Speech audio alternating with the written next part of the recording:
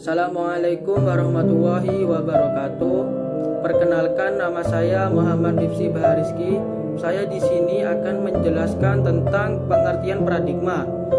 Paradigma dapat didefinisikan berbagai macam, tergantung sudut pandang yang menggunakannya. Yang pertama, menurut Capra pada tahun 1991 dalam bukunya Taouf of Physics menyatakan bahwa paradigma adalah asumsi dasar yang membutuhkan bukti pendukung untuk asumsi yang ditegakkannya dalam menggambarkan dan mewarnai interpretasinya terhadap realitas sejarah sains. Sedangkan menurut Kuhn pada tahun 1962 dalam bukunya Structure of Scientific Revolution menyatakan bahwa paradigma adalah gabungan hasil kajian yang terdiri dari seperangkat konsep nilai dan teknik dan lain-lain yang digunakan secara bersama dalam suatu komunitas untuk menentukan keabsahan suatu masalah beserta solusinya. Paradigma yang berbeda tersebut terjadi karena adanya perbedaan dalam teori yang digunakan, metode dan instrumen yang ada untuk mencapai suatu kebenaran. 2. Pergeseran paradigma ilmu pengetahuan. Pandangan terhadap paradigma ilmu pengetahuan nampak akan selalu berubah antar waktu. Suatu kelahiran paradigma yang baru tidak akan pernah terlepas dari paradigma sebelumnya, atau mungkin paradigma yang muncul setelah paradigma sebelumnya sebagai paradigma yang selalu ada pada paradigma sebelumnya. Pergeseran paradigma akan selalu muncul untuk mendapatkan realitas yang sebenarnya sesuai dengan masa atau waktu yang selalu berganti sesuai dengan zaman dan peradaban yang ada di muka bumi ini. Contohnya, paradigma positivis lebih baik dan buruk atau paradigma yang lain. Menurut penulis, tergantung pada para penganutnya yang bisa memahami dan mengerti paradigma tersebut.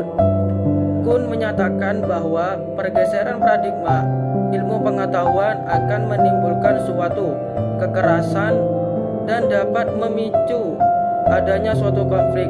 Hal ini disebabkan penganut paradigma tersebut berusaha untuk menggoyahkan paradigma sebelumnya agar mereka berada dalam paradigma baru. Untuk itu, Mulyana menyebutkan dua faktor yang dapat mendorong terjadinya pergeseran paradigma, yaitu 1. Gugutan para ilmuwan perihal ekspilator, pendekatan kuantitatif positifik terhadap objek kajian. 2. Laju perubahan sosial yang begitu cepat memerlukan pendekatan dan model studi yang lebih konseptual dan handal. Pergeseran paradigma tersebut akan muncul penganut yang mempercayai dan meyakini masing-masing paradigma yang ada. Oleh sebab itu, pergeseran paradigma menciptakan suatu pengembangan dalam paradigma ilmu pengetahuan. Sekian dari saya. Mohon maaf kalau ada salah.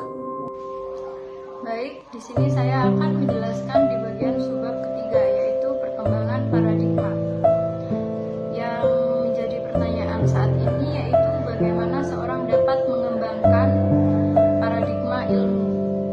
Menurut Burrell dan Morgan, membagi paradigma tersebut sebagai paradigma fungsionalis, paradigma interpretif, paradigma radikal struktualis, dan paradigma radikal humanis. Sedangkan Chua membagi paradigma dalam ilmu sosial menjadi 3 paradigma, yaitu the functionalis atau mainstream paradigma, the interpretive paradigma, dan the critical paradigma. Sarantokas dalam Truyo Wono 2006 membagi paradigma yang hampir sama dengan Chua, yaitu functionalis atau positive paradigma, the interpretive paradigma, dan the critical paradigma. Sedangkan Eicherberger dalam Myarso 2005 membedakan paradigma filsafat dan melandasi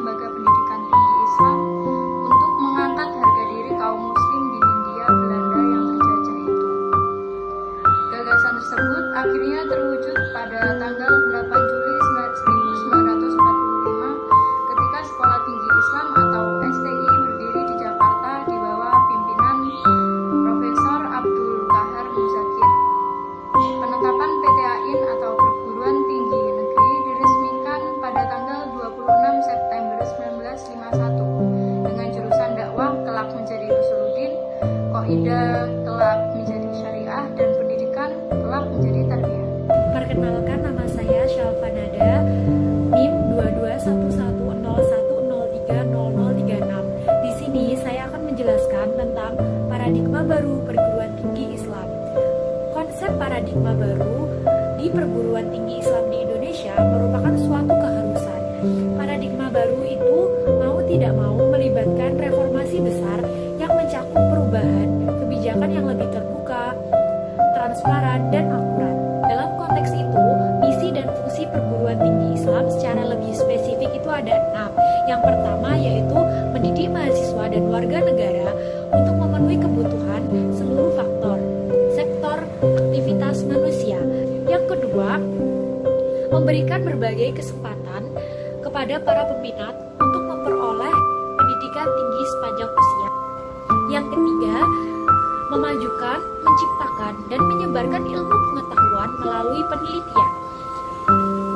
Yang keempat, membantu untuk memahami, menafsirkan, memelihara, memperkuat, mengembangkan, dan menyebarkan budaya historis nasional, regional, dan internasional dalam pluralisme dan keragaman budaya. Yang kelima, membantu untuk melindungi dan memperkuat nilai sosial.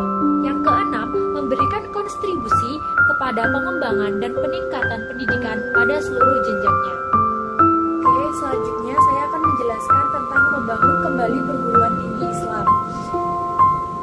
Pendidikan Islam menunjukkan bahwa upaya membangun kembali perguruan tinggi Islam dan pendidikan Islam umumnya yang mampu merespon dan menjawab tantangan modernitas bukanlah hal yang sederhana dan mudah.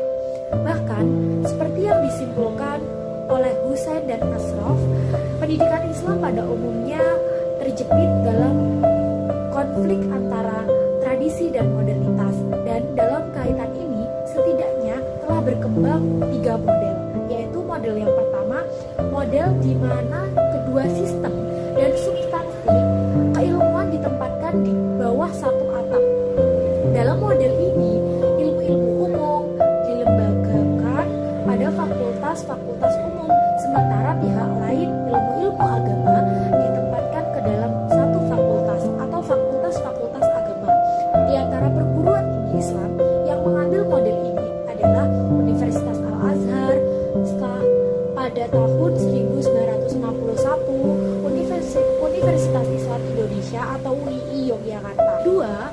Model ini pada dasarnya dilandasi konsep gagasan tentang islamisasi ilmu pengetahuan, sebagaimana ilmu-ilmu agama dan ilmu-ilmu umum bersatu dalam satu ranah.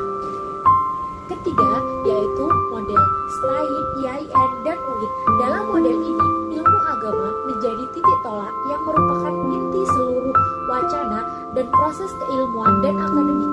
Sedangkan ilmu-ilmu umum menjadi suplemen dan pelengkap yang terintegrasi sepenuhnya ke dalam kurikulum.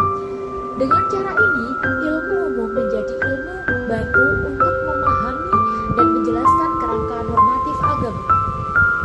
Sekian dari saya, terima kasih. Bab ketujuh yang terakhir yaitu tentang indikator kunci mutu perguruan tinggi.